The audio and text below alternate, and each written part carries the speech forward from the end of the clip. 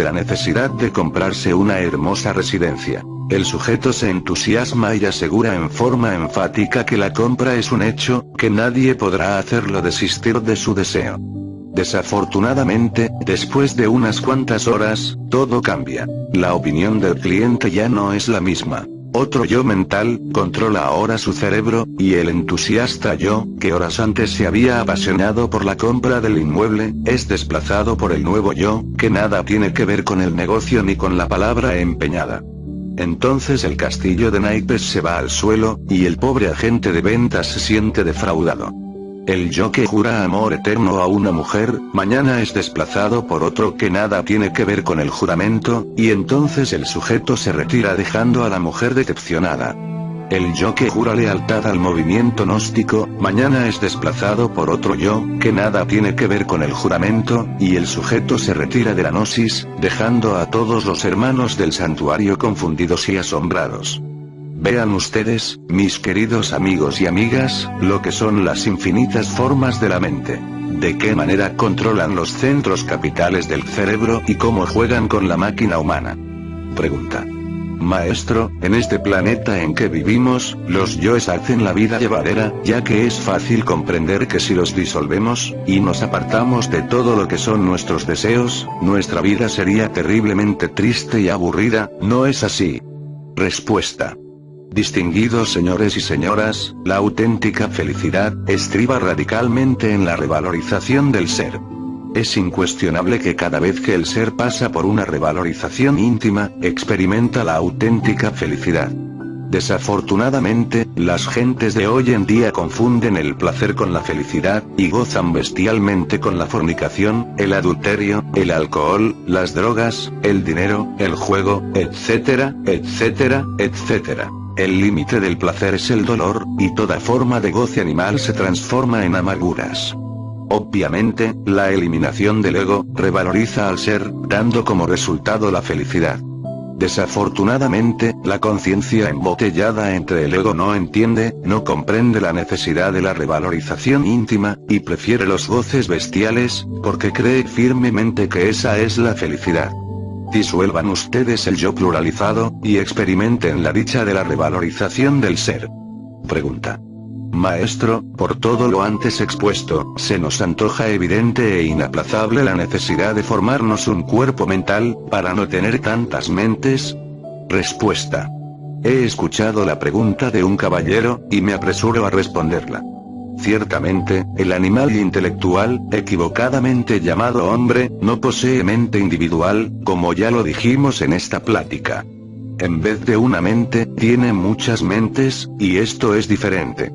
Lo que estoy afirmando puede contrariar mucho a los pseudoesoteristas y pseudo-ocultistas, plenamente convencidos de las teorías que han leído, las cuales aseveran que el homúnculo racional posee cuerpo mental. Permítasenos la libertad de disentir con tales aseveraciones. Si el animal intelectual tuviese mente individual, si no poseyese realmente los diversos agregados mentales que le caracterizan, tendría continuidad de propósitos. Todo el mundo cumpliría su palabra, nadie afirmaría hoy, para negar mañana. El presunto comprador de bienes raíces, volvería al otro día con el dinero en la mano, después de haber empeñado la palabra, y la tierra sería un paraíso. Crear el cuerpo mental y disolver el yo pluralizado, es urgente cuando se quiere la auténtica revalorización del ser íntimo. Solo eso. Solo tales revalorizaciones sagradas, pueden otorgarnos la verdadera felicidad. Pregunta. Venerable maestro, ¿será posible que una persona que regala dinero a la iglesia, que lee la Biblia, que se confiesa, que hace obras de caridad a instituciones, que difunde los evangelios, que solamente tiene su esposa propia y demás virtudes, tenga también yoes? Respuesta. Distinguidos señores y señoras, séame permitido informarles que el yo se disfraza de santo, de mártir, de apóstol, de buen esposo, de buena esposa, de místico, de penitente, de anacoreta, de caritativo, espléndido, etcétera, etcétera, etcétera. Entre las cadencias del verso también se esconde el delito. Entre los perfumes del templo se esconde el delito. A la sombra de la cruz también se adultera y se fornica, y los criminales más abyectos asumen poses pietistas, figuras sublimes, semblanzas de mártir, etc. Es bueno saber que muchas gentes virtuosas poseen agregados psíquicos muy fuertes. Recuerden ustedes que hay mucha virtud en los malvados, y mucha maldad en los virtuosos. En el abismo, en los 9 círculos dantescos, hay muchos místicos, anacoretas, penitentes que creen que van muy bien. No se extrañen pues ustedes de que también en el Averno, existan sacerdotes ejemplares, y devotos que les siguen. Pregunta. Maestro, ¿dónde queda el valor espiritual, que tienen las buenas intenciones de un sincero que vive equivocado? Respuesta. Muy amigos míos, la pregunta del auditorio me parece muy interesante, y me agrada dar respuesta.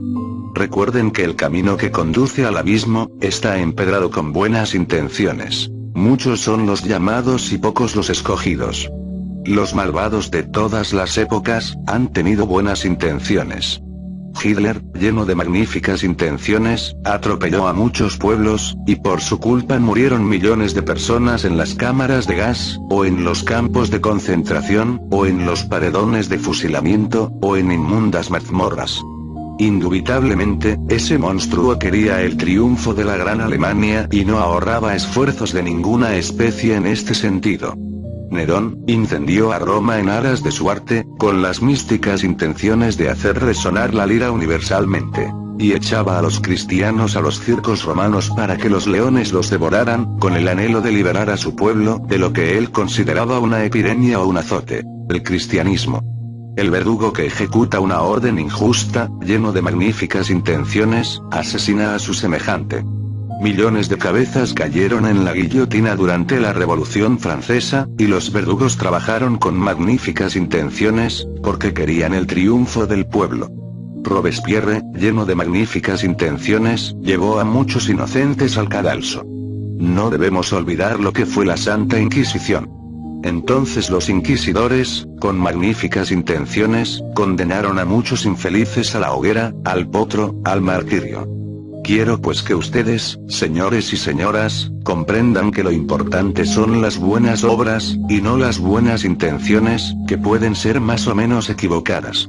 Los señores del karma, en los tribunales de la justicia objetiva, juzgan a las almas por las obras, por los hechos concretos, claros y definitivos, y no por las buenas intenciones. Los resultados son siempre los que hablan. De nada sirve tener buenas intenciones, si los hechos son desastrosos. Pregunta.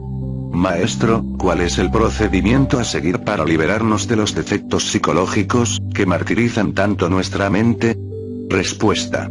Honorable público, es urgente, inaplazable, impostergable, aniquilar al ego, reducirlo a cenizas en forma voluntaria y consciente, si es que de verdad queremos evitar el descenso a los mundos infiernos. Quiero que ustedes sepan que en relación con las gentes, en convivencia con nuestros familiares o con los compañeros de trabajo, etcétera, etcétera, los defectos escondidos, afloran espontáneamente, y si nosotros nos encontramos en estado de alerta percepción, alerta novedad, entonces los vemos tal cual son en sí mismos. Defecto descubierto, debe ser sometido juiciosamente al análisis, a la meditación de fondo, con el propósito de ser comprendido en forma íntegra, unitotal.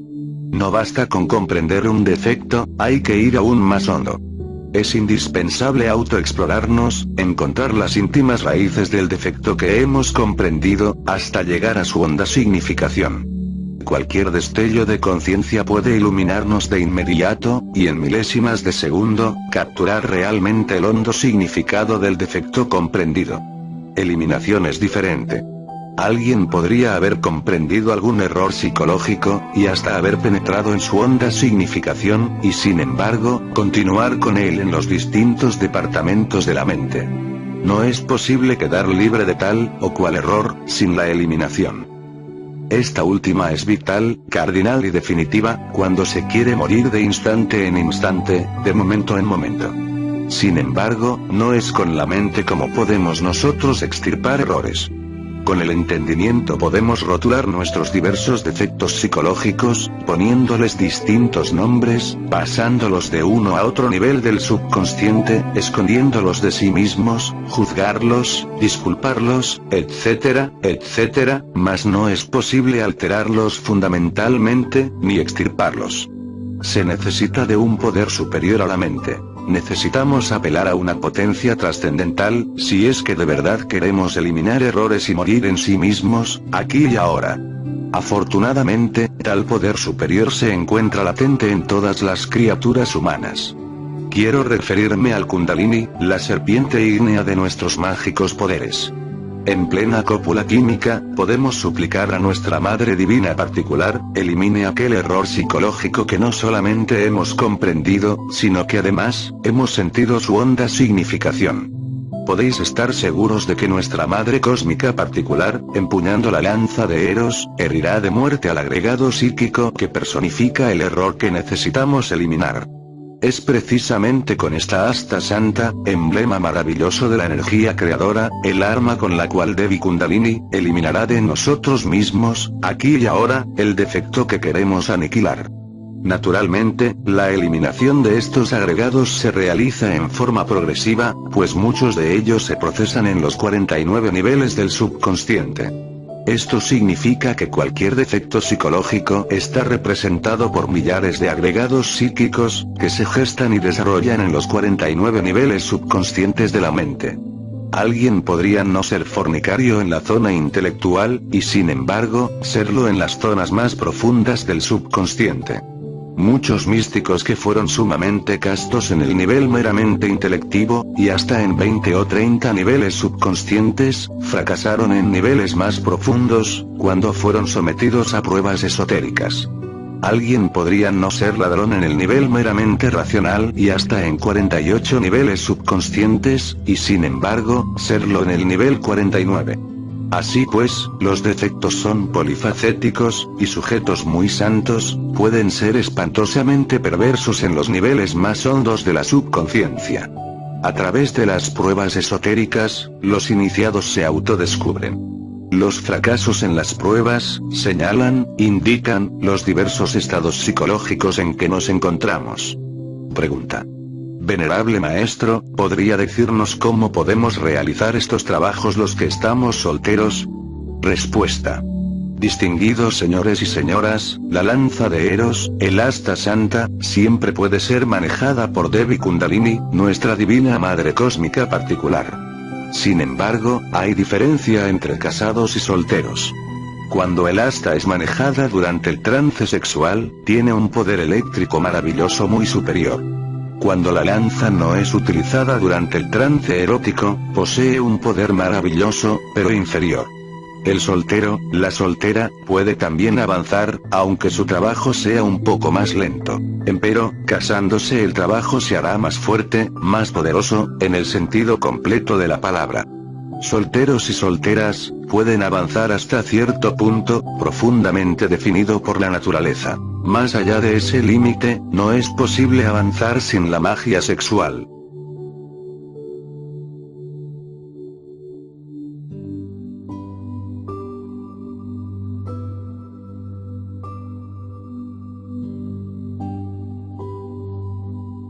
Capítulo 16. El diablo. Amigos míos, reunidos esta noche, 18 de diciembre, año 1972, 10º año de Acuario, entramos en la segunda parte de nuestras disertaciones. Mucho se ha hablado sobre el diablo, bastante se ha escrito sobre este tema, pero son pocos los que lo han explicado realmente. El origen de este mito, hay que buscarlo en las criptas iniciáticas del pasado, y en las cavernas arcaicas. Reflexionemos por un momento en lo que es el Sol. Incuestionablemente, el astro rey nos ilumina y da vida, sin embargo, hace contraste con las tinieblas. Cualquier mediodía, por resplandeciente que sea, tiene sus sombras, ya bajo los frondosos árboles del camino solitario, ya dentro de las grutas de las montañas, o sencillamente detrás de cualquier cuerpo móvil e inmóvil. Cada uno de nos, proyecta su sombra por aquí, por allá y acullá. Luz y sombras en antítesis armoniosa, marcan un completo dualismo, cuya extraordinaria síntesis es la sabiduría. Vamos ahora un poco más lejos. Ahondemos en lo profundo, en lo ignoto de nuestro ser. Sabemos que más allá del cuerpo, de los afectos y de la mente, está el logos interior, divinal. Incuestionablemente, eso que es lo inefable, eso que es lo real, proyecta su propia reflexión,